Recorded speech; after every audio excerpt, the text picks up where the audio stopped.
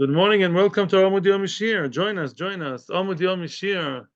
Maseches Kiddushin. We're finishing the second parak today. Now we're finishing second parak. Oh, where's my tie? I forgot my tie at home. Can I give shiur without a tie? Maybe. No. We'll try. See what the quality is like. You say no. We'll see. We'll try. Let's see what our YouTubers say. So basically, this year, as we said, is tzloch of Klal Yisrael in these difficult times for the Ilu Neshama of my father Menachem Ben Akiva. לרפואת חנה בת סימה או רפואת בן דליה, לרפואת חנה בת שושנה ולרפואת פנינה חיה בת גאולה אוכל, לעילוי נשמע אניה רישה בס ולכון ניצחוק. Who? I didn't know. לעילוי נשמע חיים גרשן בן צבי. Tzvi is a good name.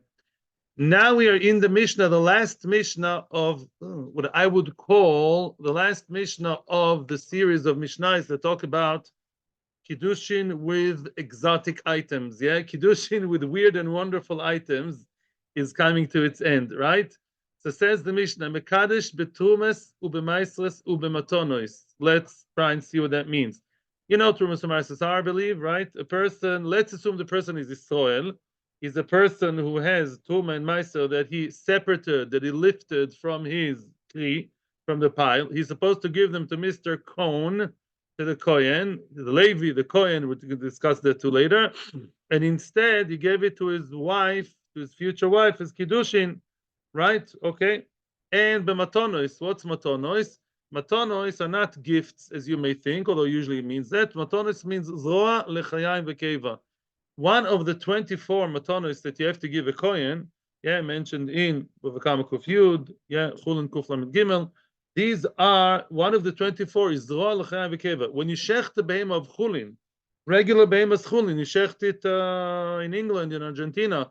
What do you have to do with the Zroa L'Chayim and Keva? 3 parts of the animal go where? To the Kohen.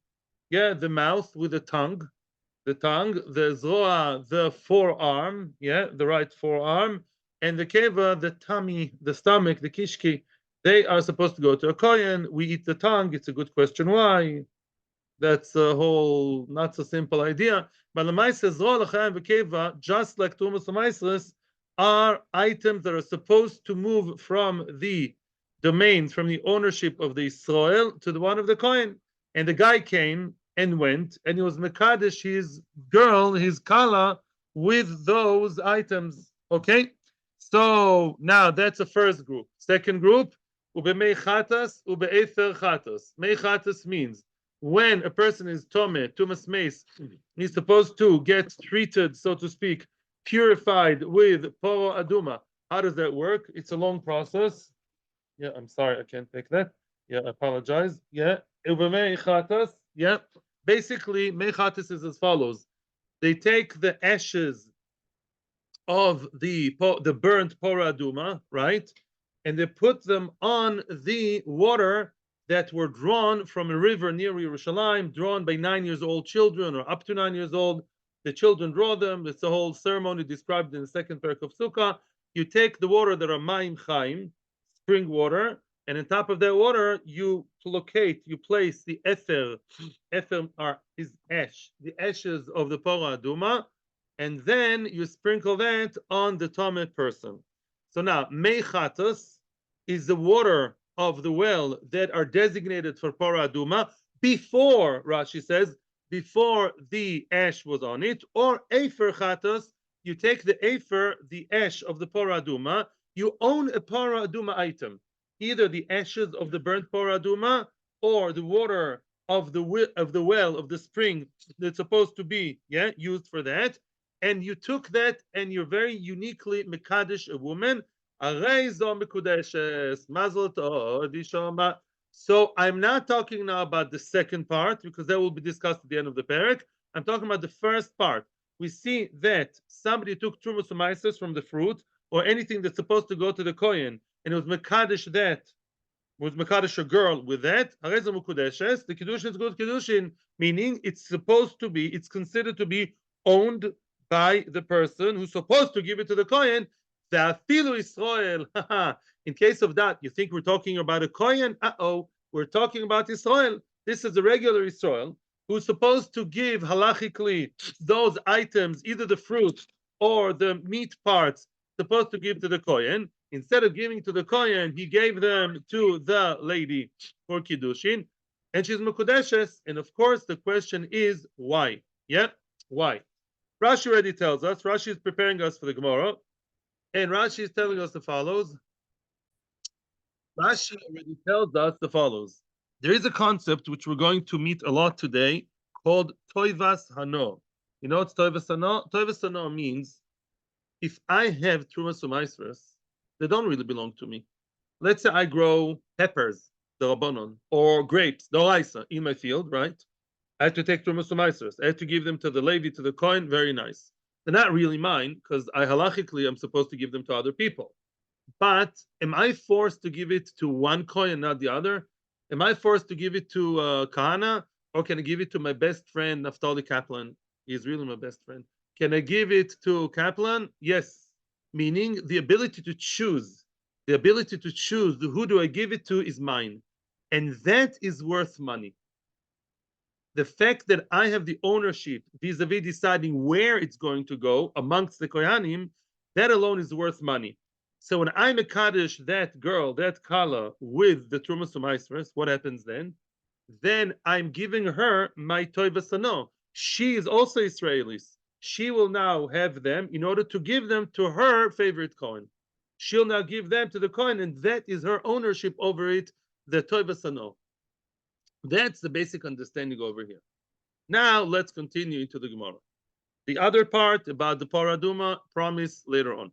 Says the Gemara, Omar Ula, Toivas Hano eina mamoin. Wow.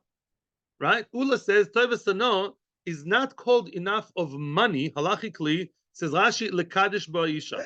In other words, although I have that feeling of being the big boss, deciding who I'll give the Terumos Maasros to, it's not called halachically shove pruta, halachically mamoin, that will enable me to be mekadesh a woman with that. Seems to be just against what we said a second ago in the Mishnah. Eiseve, the Gemara is going to challenge Ula from our very own Mishnah. Eisve Rabbi Abba leUla. Rabbi Abba asked Ula from our Mishnah. Amekadesh betumas ubemaisos ubematonos. Bivichatus befer poro. Arezim ukadeshes va'afilu Israel. Yeah, we don't need to add one extra word. We see black and white that even though you're Israel, and as Israel, you're not the owner of the Terumos Maasros, you're not the Kohen. You are just the owner, so to speak, of what? Of the Toivas Hano. How do they translate Toivas Hano? Yeah, the ability, the fun of having, yeah, the choice of who do I give it to, yeah, that is mine. And I can be Mekadesh a woman with that. So how can Ula talk against the Mishnah? Yeah. Ula saying that it's not called money, and the Mishnah says it is called money. You see Mekadesh a woman. Omar Lei, and here comes big news. Says Ula, I have a very unique way to explain the Mishnah. I'm right, says Ula, that regular Israel is not considered to be the owner of his Terumos Maasros. You're asking about our Mishnah? Israel shenoflu lo tvolim mi beis avi imoy kohen. Okay, that needs translation and explanation. So, I want to ask you a question. Kohanim, would the Kohen have his own field sometimes? In the times of the Holy Temple, can a Kohen own a field? Yeah, or would it be in Beis HaMikdash 24/7, 365 days a year? No, they only spent a total of a month in Beis HaMikdash, each Kohen, different times of year. And of course, they can have their own fields, yeah, in their designated areas. And of course, the Kohen can grow his own stuff. He likes growing olives, yeah, and therefore, now the Kohen at some one sunny day, the Kohen has very nice produce, right? He has a whole pile of zeisim. Well, he's a Kohen. He's at the back. He's at the receiving side of Terumos Maasros. Does the Kohen have to take Terumos Maasros, or can just eat the whole thing and say, anyway, you know, I'm the owner of the whole thing. I'm the recipient. I'm the Kohen. Well, the answer is clear. Osir Gomer, Isur Gomer for the Kohen not to take Truma. The Kohen has to separate Truma. He's not allowed to eat the one that starts with a T, with Tes Tevel. He cannot eat Tevel, which is the pile on Gemaisern. He has to take the Truma. Who's going to eat the Truma? Himself. Let's say he cannot really eat by himself, you know, a whole ton of olives. He had good year, yeah? He can't eat the whole ton of olives. What will he do with that? Those olives belong to him and him only, as opposed to the Israel who separate the Truma. This is very important to know. The crucial moment. When Mr. Israel separates the Zaysim, he has to give them to the Kohanim for free. A Kohen who separated his own Truma, he's the owner of his Truma, and he can sell it, big money, to other Kohanim. Okay? And that's the difference. What does that have to do with our Mishnah? Oh, when our Mishnah said Afilu Yisrael, so first of all, let's go slowly. I'm going even slower than the Gemara. Let's say the guy here is a Kohen. Let's say the guy in the Mishnah, the Choson, who's Mekadesh with the Truma as a Kohen. Avadi can be Mekadesh. It's his. He can sell them, Makdish, Mekadesh, do whatever he wants. It's his. Like this jacket is mine. Those Trumas are his. But the Mishnah said Afilu Yisrael. Here we found a sticky, tricky. We found a very, very cool case in which Israel is in lieu of the Kohen. And that is not a far-fetched case. Israel shenoflu l'tvolim mibeis avi imoy Kohen. That Israel, his name is Israel, his father is Israel, he doesn't duchen, and he's not a Kohen. You know what his mother's secret? You know what his mother's maiden name? Kohen. His mother is a Kohenes. His grandpa from his mother's side was a Kohen. And when he died, he bequeathed him a very nice pile of Zaysim, right? And he inherited them from the Kohen. Now he's like a Kohen. He's now the owner of the Truma. He's not a regular Israel. It's as if he received in package. He's now, although he's Israel, because he's the heir H-E-I-R, not A-I-R, yeah? He's the heir of a Kohen, and he inherited Truma as money. That stays that way, and now he too is the owner of the Truma. Thus, he can sell it to whoever he wants, and he can also be Mekadesh, his sweetheart, with those Trumas. That's the first part of the story. It's a Israel who's an owner, he's not Mechuiz, as opposed to any other Israeli. On this Truma is not supposed to give it for free. It's his, because he got it as Yerusha. And therefore, Mimela can be Mekadesh a woman, because he got it from a Kohen, and therefore the ownership continues. That's what happens when you inherit.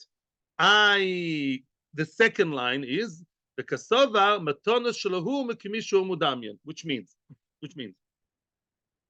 as I told you, if let's start from again an earlier stage. What happens if Zaidi Kohen, Grandpa Kohen, had a separate truma in a box with an inscription truma, and he bequeathed it to the grandson? Then of course it's not even a chiddush. Of course, the grandson Israel is the owner of the Truma. He will want to be Mechadish even more. When he bequeathed it, when he died, the grandfather, you know what happened then? He gave it to who? He didn't give it, but it was already, although it wasn't yet a separate Truma, it was a pile of a mixture of Truma and Chulin together, called Tevel, but we view it already as Truma. Matonet Shelo Hurmu, Terumos Maasros, even before they were separated, they're viewed as if they were separated. And therefore, it's considered as if he received the Truma. Let me explain the Chiddush. You can see, guys, I'm not sure you understand. The Chiddush is as follows. If the Israel, the grandson Israel, received stam regular fruit, and he took the Truma, then he's not the owner. He's not the owner. He's the one who created the Truma, and he's the Israel. The Chiddush is that although the grandfather did not separate it, because he gave it all together, it's ki'ilu it was separate, and it's ki'ilu the grandson already received separate truma. If a person gets truma as the heir of a Kohen, he's the owner of the truma. By the way, don't get me wrong, he's not allowed to eat it. Because Lamaisa, it's truma, his soul is not allowed to eat truma. But financially speaking, money-wise, he is the owner because that's Yerusha. Yerusha is about money. And he got that ready-made, and now he can sell it, and he can also be Mekadesh with it. But says Ula, let's close the circle now. Let's now close the circuit. But if you're a regular Israel, 99% of the cases, if you don't have that twisted case, if you don't have that, if you have a regular guy who's a Israel like me, like you, that has what? That has Truma, we're not the owners, says Ula. I have that dubious fun of being the control freak. I can give it to whoever I want. No. That's not called being worth money, says Ula. The Mishnah didn't speak about a regular soul. It spoke about the grandson of a Kohen, and therefore he's the real owner. That's Ula. Now, the same discussion in a different form is now evolving. Rab Chia bar Abin asks Rav Huna the following: the ability to decide who I give it to, maman or ina maman. Is it considered as money halachically? Is it worth money? Can it be mekadesh a girl with that? Yes or no? Omer leit nisua. Look, it says in the Mishnah that it is. Hamekadesh betumas b'maislos b'matonis b'mechatos b'efopor is mekudeshes b'filu Yisrael. Look, our Mishnah, superficially speaking at least, our Mishnah is telling us that if I'm a Israel and all I have is I can't sell the truma to people. No, I can only give it to Kohanim, and I can decide, which coin will get it. And you see, that's called money. It's called something that you can mekadesh a woman with, and she's going to get it to Avasano. She'll give it to her favorite coin. Omer le, what? Omer le, beautiful, beautiful. Shlom is always the top of the game. That's the reply of the Amira. That's exactly what Rav Huna answered. And Chinami, this is different. You can't prove anything from this case because our Mishnah may be talking not about the regular Israel who only has the decision-making power. The power of decision. We're talking here about a real, kind of a person who's not a Kohen but received the Truma as Yerusha, as an owner. He told him as a response, Rav Huna told him, you're hoitzo. No, not Rav Huna, the one asking the question, he called him back, you are a hoitzo. Ichsif. He got ashamed, he got embarrassed. Why? In other words, the Amoira who said, you are hoitzo, the one who accepted this compliment thought it's not a compliment. He thought that you are hoitzo means you're out. What's lehotzi in Hebrew? Please refresh my Hebrew. You're out of the sugya. You're mutza mishmua. You have no idea what you're talking about. Or hutza means reed. And one of the insults in the Gemara is when they call a person katlakanya, the one who's cutting the reeds. A reed cutter was something very low. So he thought he's insulting him, and he was ashamed. Sova, Komerle, no, Omerle Hachi Kamina, don't be insulted. You didn't hear me right. Rav Asi de Hutzal Kai Kavosich. I didn't say Hutzo, I said Hutzal. You have to see how you have to listen to people, I meant to compliment you and tell you that your answer is so good. And Rav Asi from the city of Hutzal says like you. The city of Hutzal is a town in Bovel. I think it's in Bovel. You know which town is mentioned? In Shabbos, in Daf Tzadi Beis. It says there in Hutzal, like in Africa or like in the Arab countries, they used to carry the vessels on the head. And the Gemara says you're still potter if you do it on Shabbos. Daf Tzadi Beis on Shabbos, at the end of the page. Okay, very good. So Lamaisa, it's the same discussion. Now, again, a similar discussion, but now in a different form. Neima ketanoi. Basically, up until now, 1 second, please.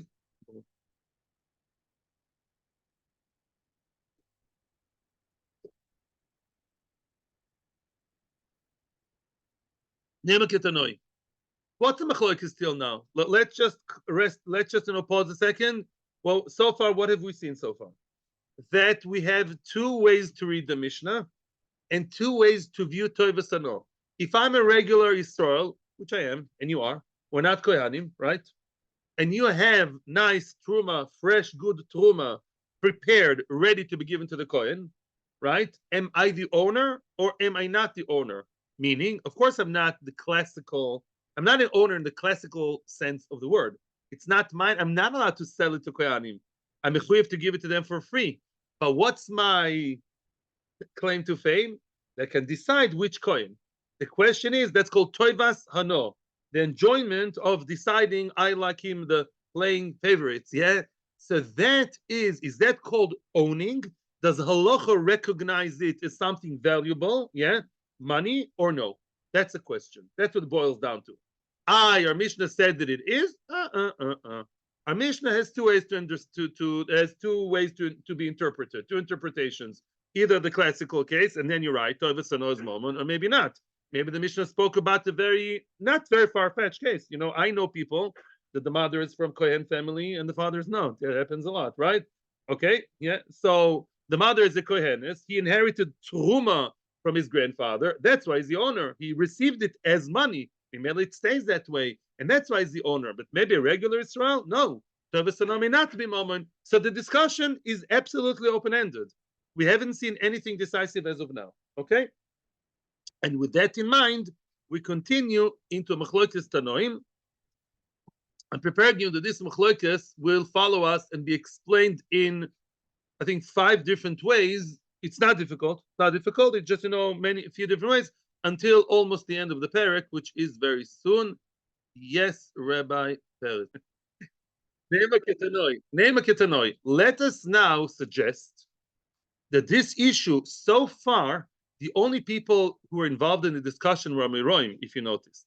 Now let's bring it up a level. Maybe this issue of Toivasano, yes, money, or not considered money, maybe that is of itself is a machloekes between two Tanoim. And now let's see the machloekes.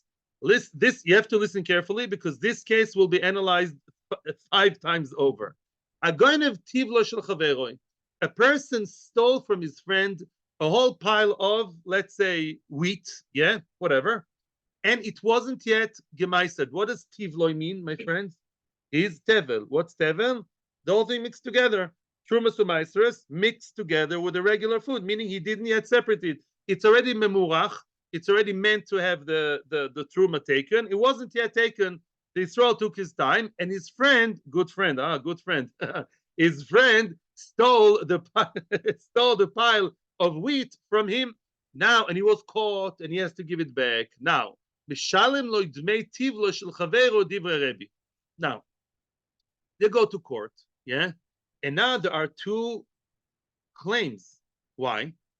Let's say that 90%, I'm being very rough now, 90% of the wheat is regular secular wheat that belongs to the owner. Of course, you have to give it back, right? Or the value in money if you ate it already. What about the 10%?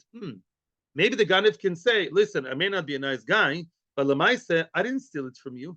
Anyhow, you are going to give it to a Kohen. It's not yours. You're telling me that I have to give it to a Kohen? I'll give it to Kohen. Don't be my Meshgiach Ruchni.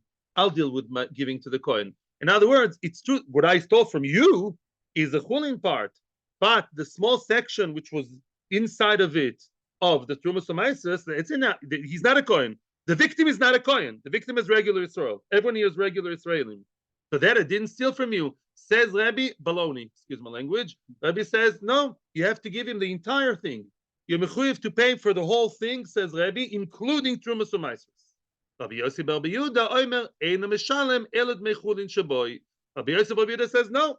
Let's say he ate the whole thing or gave it to Kohanim. It's not here. No, enochinami, the thief is right. Rabbi Yossi bar Yehuda says you only have to give the original owner the amount of the equivalent to the chulin, to the 90%.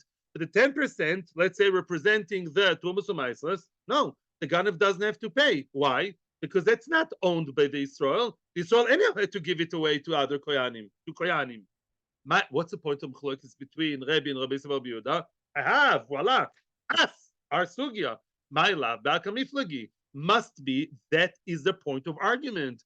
The Masa of Baruch Hashem, Toivasano Momoin. Rabbi thinks Toivasano is Momoin. Says the Ritva, Toivasano Momoin, it bothered me, so I'm happy the Ritva says it over here. Toivasano Momoin, which means, although the Israel can't eat those 10%, but the fact he's enjoying the fact that he can play favorites there, Toivasano Momoin, therefore you don't pay him the full price, but you pay him part of the price, equivalent to how much is it worth it for me to be the decider.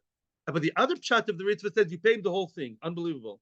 Because I have the right to decide, although I can't eat it and I can't sell it, it's as if I'm the owner of the whole thing. Interesting. But Lamaisa, according to Rabbi, the fact that I'm the one who's the owner, I'm not really the owner, but I'm the one deciding to give it to Kaplan or to Kohen or to Kahanovich. Therefore, I'm the owner, giving the money, the whole thing back. Umar Savar, but Rabbi Yossi bar Yehuda, who's lenient with the Ganev, he says no. Lichoira, what drives him? What makes him say what he says? Is not money. It's not yours. It belongs to the Kohanim. Once you separate it, it belongs to the Kohanim. Even potentially belongs to the Kohanim. You're the one. You're like the manager.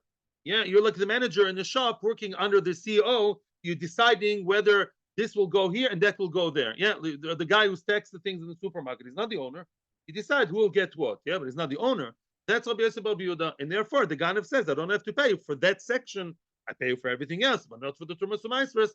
That is the assumption now. Maybe Machloekes Tanoim is exactly anchored in the question, Toivas Tano, yes or no.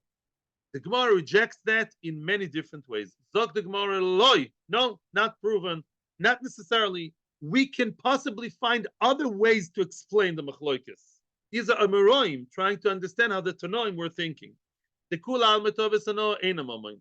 Really, everybody thinks this Toivas Tano is not mamoin, is not considered to be money. No, as opposed to what Ula said. So what's the machloekes here? Again, as we said before, we're talking here about a grandson of a Kohen from his mother's side, right? What did he receive from Zaidi? When Zaidi died, right, and he, through his mother, received the whole thing, is it considered that he received Teruma, or is it considered that he received just stuff, He received the pile of wheat, and he took Truma.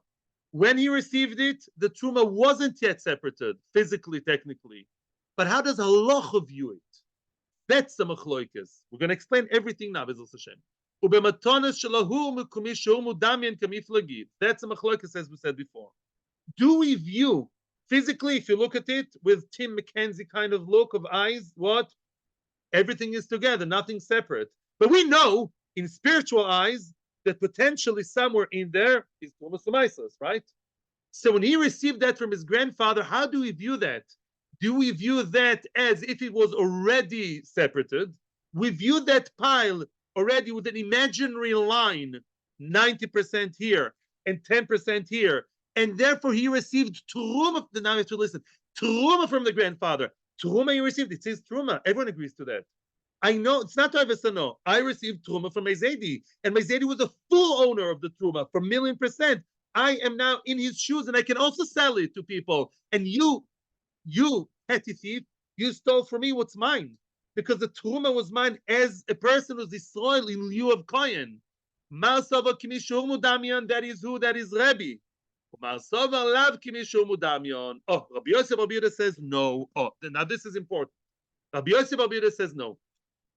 Since physically the Maasros were not yet taken, were not yet separated, we don't have this imaginary halachic vision here. Yeah, we don't have that sci-fi look. Yeah, and therefore, as long as the Maasros wasn't taken, it wasn't taken. When your grandfather died and closed his eyes and returned his soul to its maker, and at that second, what did you do? You didn't do anything. You automatically received a whole pile of mixture of everything together. You didn't receive Truma. You came 5-7 days later after the Shiva, and you separated the Truma. You are Israel. You did not inherit a ready-made Truma. You inherited what? You inherited from him a pile, stam food, yeah? And you are the one who created the Truma. You created the Truma. You lost your crown. You lost your special status of a semi-Kohen, not semi-Kohen, in lieu of Kohen. No. He was some regular food, regular kli tevel, and you're the one who created the Truma. Israel who created the Truma? Avada, it's not yours. Plus, we said now that both opinions believe that Toivas Tano lav kemom dami. Therefore, says Rabbi Yosef Bar Yehuda, no, as much as we don't like the Ganav maybe, but the Ganav does not have to pay for that section, because that section is not considered to be his.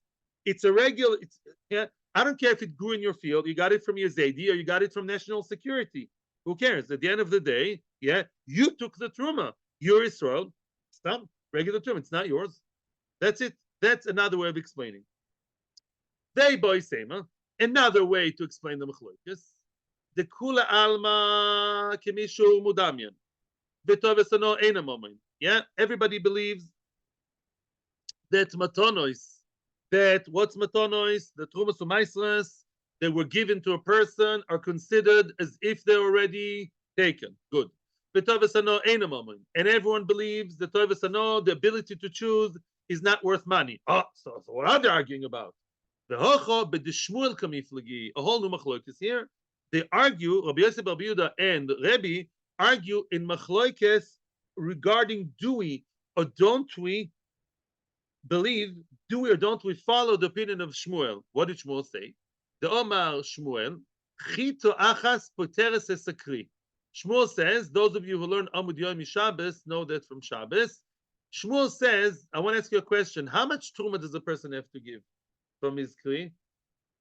Miser, generous, middle? How much truma do you have to give from the kli, from the pile? 40, 50, 60. 40, 50, or 60, which means at least 160 if you're miser, 50 if you're the run-of-the-mill, good, nice Jewish boy, and 40 if you're generous, 1/40, yeah, of those more, yeah. These are the shiurim. This is all very nice midarabonon, says Shmuel, but Shmuel, the Amoira, Shmuel says midoraisa 1 chita. You can have 10 million, I don't know, kilos, tons of chita, the entire. Over there in Haifa, you know, they have this big silo. Yeah, you can take 1 chita, 1 grain. The rice,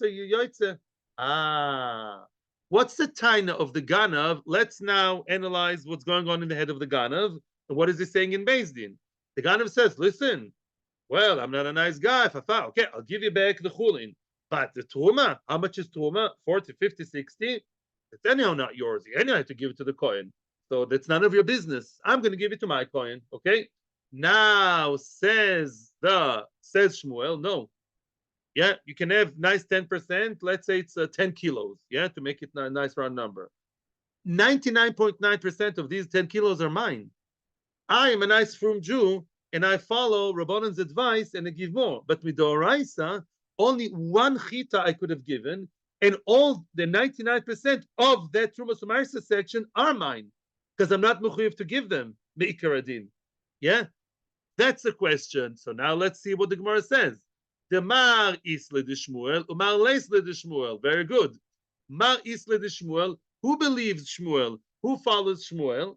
According to Shmuel, really, most of the Terumos Maasros they do belong to the original owner. Because Meikar Adin could have given 1 grainy, 1 cutesy little titty kind of grain. That's it. And all the rest is really mine, Meikar Adin. And therefore, don't give me Muster, Mr. Ganev. I'm really the owner. Who believes that? Rebbe, clearly. That's what Rebbe says. You have to give it back the whole thing, maybe minus 1 chita. Okay. Mashaken v'mar leisle de Shmuel. Mashaken Rabbi Yosef Bar Yehuda. No, Rabbi Yosef Bar Yehuda does not hold of Shmuel, and therefore he thinks that really the entire, at least 60%, at least has to be given midoraisa, and therefore the entire 60%, not 60%. I meant 1/6. How much is the percentage? 1/60th is midoraisa, and that 1/60th, that really you don't have to give the owner, because midoraisa it's not his. Midoraisa has to give it to the kohanim. I just want to point out something which I forgot to mention, but it's not too late. I told you, and I'm telling you now, we keep talking Terumos Maasros, and it's a Kohen. You may cross your mind that really Maasros, the Meiser Rishon doesn't belong to the Kohen. Meiser Rishon belongs to the Levi. Says Rashi, no, yeah, Midoraisa, that's true. That's right. That's how we always view it. But because the Levim did not want to make Aliyah, they didn't make Aliyah to Eretz Yisrael in the times of Ezra. Ezra fined them. He gave them knas. He punished them. So they should not receive the Meiser Rishon, but the Kohanim should. The Kohanim made Aliyah, the Levim didn't. That's what today there's relatively less Levim in Klal Yisrael. Yes. I've heard of that. Yeah, makes sense. Kohen and Levi are more or less the same. Kohanim should be a fraction of the Levim. Sure, it's only the children of Aaron, not of the whole tribe, because many of them stayed in Chutz La'aretz because of whichever reason, and they assimilated. Yep. So therefore, the Kohen, this is post Derabanan here, and the Kohen receives everything. Okay. Two more explanations in the first wide line of the page. About to finish. Another potential explanation of the machloikas between Rebbe and Rabbi Yosef Bar Yehuda. Rebbe says Ganav has to pay everything. Rabbi Yosef Bar Yehuda says Ganav only has to pay for the chulin, not for the truma. The kula alma leistu the Shmuel. Really, everybody did not hold of Shmuel, which means that really the whole thing belongs to the person, it belongs to the owner. Yeah, you can't just give it, it doesn't belong to the owner, excuse me. They don't believe in Shmuel, which means really the owner should have given everything. The whole, let's say 1/60th, the whole, let's say 10% or so, he should have given everything and it's not his. So what does Rebbe say that he has to, why does the Ganav have to give it back to the owner? Why? It doesn't belong to the owner. The Kansur Rabbanon Laganav. Oh, I know that Ellen's gonna like that. Kansur Rabbanon Laganav. Rabbanon find the Ganav. Although Meikar Adin, it's true that the Ganav did not steal what he stole. That percentage doesn't belong to the owner. But Lamaisa, the Ganav is gaining because now the Ganav has truma to give the Kohanim.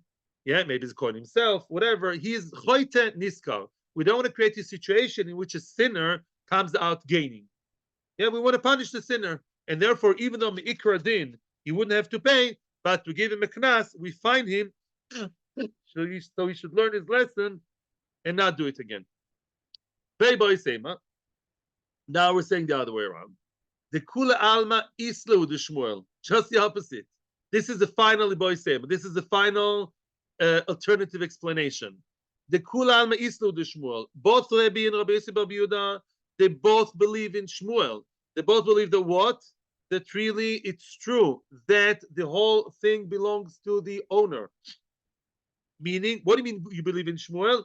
One chita would be enough. It's mine. I could give one chita to the Kohen, the other 10 kilos would be mine, and they are mine. So now, if so, why does Rabbi Yosef Bar Yehuda say that the Ganav doesn't have to pay the victim? It belongs to the victim, to the original owner. The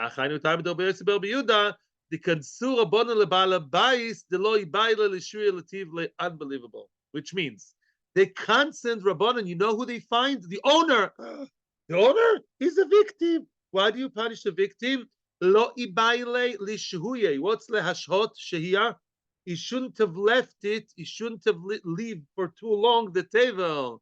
Which means, how come the Ganav stole Terumos and Maasros from your granary, my friend? Because it was in a granary. Why was it in a granary and not in Mr. Cohen's hands? You took too long. You took too long to, yeah, it was overnight. You weren't around. It wasn't mamish immediate. It wasn't around. You didn't look after it. How did it get in? Yeah, why was it there available for him to steal? You have to give your Terumos Maasros ASAP. And until you don't, guard them very well. In a way, we're not chas v'sholem saying this twisted idea that, it's not the Ganev's fault because I should have looked after my stuff as a victim. But this is Terumos Maasros.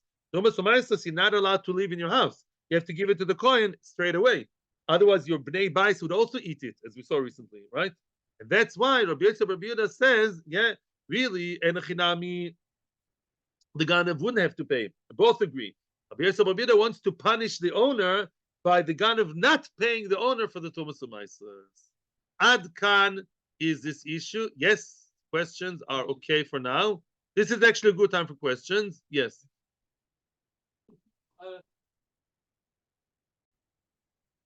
Explain. No. There's no extra fine over here. The story is as follows. According to the very last explanation, I'm answering. According to the very last explanation, really, the Ganav should have paid the Baal Bais back everything. Of course, the Chulin. The Chulin, of course, he has to pay. The 90% of course, belong to Baal Bais. The whole discussion is about this more or less 10% of the Terumos Maasros, right? Okay. Why is it that Rabbi Yosef Bar Yehuda says that the Ganav does not have to pay that?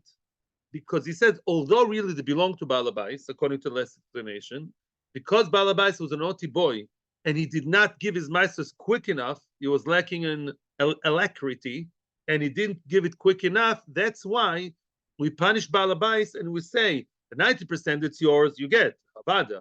But that maaser which overstayed its welcome by you, that you will not get back from the Ganav. And the Ganav will give it to Koyanim. The Ganav is okay mitzvah Terumos Maasros. He says, I'm going to give it to other Koyanim. If you're talking about the previous answer, that was the opposite.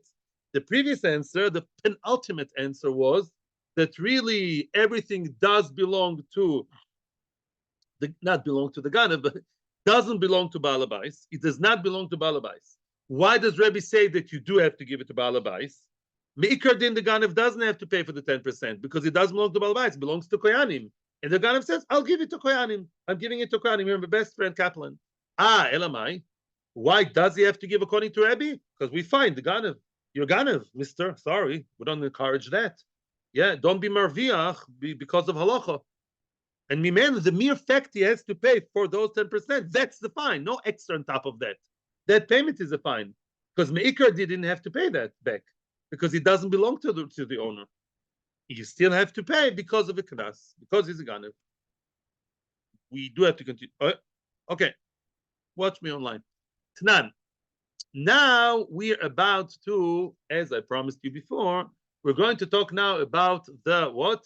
About the Efer Pora Aduma, the ashes of the Pora Aduma and the water. Now, I'll tell you a secret already now, before we get to the end.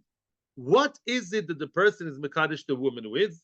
Well, those items are holy. The Efer, the water, right? Who is the person who wants to use them all the time? Not all the time. Who are people who use them? Tmeim. A person is Tome. It doesn't have to be a coin, by the way. A person sprinkling the Efer Poro doesn't have to be a coin. It was a customer, it was Kohanim, it doesn't have to be a coin. Now, I can go and I have Efer Pora Aduma. I grew a Pora Aduma and they took it to Yerushalayim, to our Azaysim, they did all the ceremony, they burnt it. I have Pora Aduma in my possession. Who can I sell it to? To Tmeim. I have the water of the well, the very special water from the well, which have to be kept very, very, very, very tahar, under very, very high levels of tahara, very strict conditions. I have them. I own them. That's not even a question. I can sell them to who? To people who need to use them because it's memes. And I'm so nice. I'm Mekadesh my new wife with that. Now she'll be able to sell it and give it. All is good. So what's the problem? What's the chiddush? Let's see now. The Gemara says, "None. I'm Mekadesh betumos u'b'maisres u'b'matonos." That I think we've more than covered. Now, if the person has the water of the well, of the spring, it's not a well, it's not true what I'm saying. Water from a spring, from a river near Yerushalayim, in the ashes of a poro, the afapi soil, even though it's a soil, now the question comes from another brisa. Maybe it's a Mishnah in Choros. Before you roll your eyes and starts laughing, what happens if a judge takes money in order to judge? Is that bribe? No, it's not. No, it's not. No. Comes the judge, a dayan, and says, listen, guys, I'm an honest guy, and you both pay me equally for my services. Excuse me, I went to dayan school, paid a lot of money to be in that koilo, didn't pay me, I paid them. 7 years to learn to be a dayan. I'm a professional dayan. You pay a surgeon, you pay cleaner, you pay psychologist, you pay I don't know what cleaner. Yeah, pay me as a dayan openly. No shochet under the table. No smearing my hand. You and you openly pay me each one. That's my fees. That's my fees as a dayan. What's your problem? It's not. No, it's not. It's not bribe. And yet we say anayta socher lodun dinav betelim. If he took money in order to judge, the din is batel. The whole judgment, the whole verdict is out, is annulled. You may ask a question, Beis takes money, that will be dealt with later. But if you take money to function, religious function, you're not supposed to, and soon we'll see why. Lehoid, now you're going to laugh even harder. A person says, listen, I really saw that this truck hit your car. I saw that your friend paid you, borrowed money from you, didn't return. I can be made edus emes. He's not an aid checker. I'll come to Beis Din to give edus, but you know what? I'm short in cash. It's Erev Pesach. Pay me to come to Beis Din. Not pay me to lie. I'm going to say the truth and nothing but the truth. Just pay me for the service of giving edus. Yeah, I'm a paid witness. I'm not going to go for free. No. Not travel expenses. That's exactly the point. He's not saying travel expenses. I'm paying for the actual action of the edus. We'll get there. Edus betela. The edus is not an edus. His testimony is annulled, is nixed. Oh, here comes fun. Lehazoy sulakadesh. Oh, a person now is either a Kohen or Israel also. excuse me, the Tahara at soon, Beis Hamikdash, yeah, will be Tmei Mesim. You want me to come to your house, and I know how to do the Hazor on the wrist of your hand, 3 times. You want me to come to the Por Adom and sprinkle it on you and on your house and in your wife and children? Uh, click in the bottom of the website, that's a nice 1,000 shekels.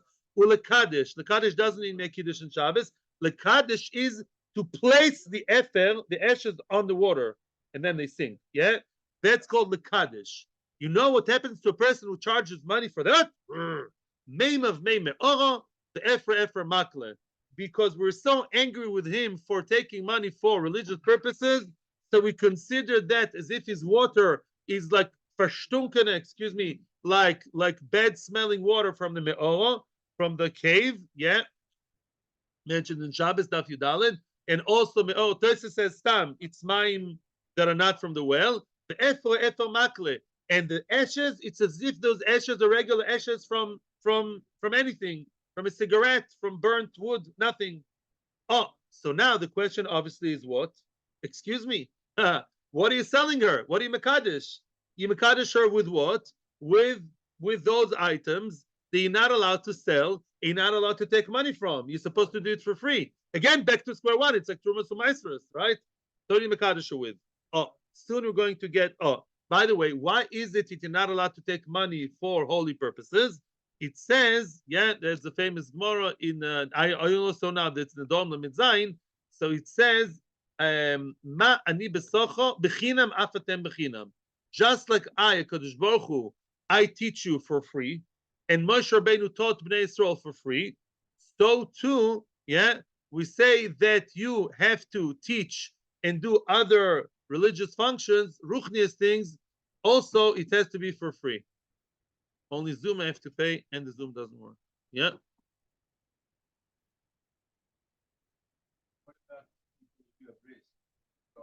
Oh. Why do the Yonim charge? Why do rabbis in school charge? Why do people charge? The answer is coming now. Answers the Gemara. Omar Abaye says Abaye lo kashya. Kan b'schar havo v'milui, kan b'schar hazo v'kiddush. Oh, which means depends what you're taking money for. If the person tells, listen, the actual hazor v'kiddush, the actual religious function of sprinkling on you and placing the afer, I'm not charging for. As Peretz correctly said, travel expenses. Let's say you know that it's very hard, and it is actually, to fill the water from the well is from the spring. Okay, I'm sorry. From the spring is very hard. Yeah, it's a whole day's work, and also to bring it to your house, I had to travel. That's also, if he's taking the money for that, then that's allowed. That is okay. And therefore, that she can also, the kala, when she receives it, she can do that too. Daikanami, and it's proven also from the words of the Mishnah. The Ktani, it says in the Mishnah,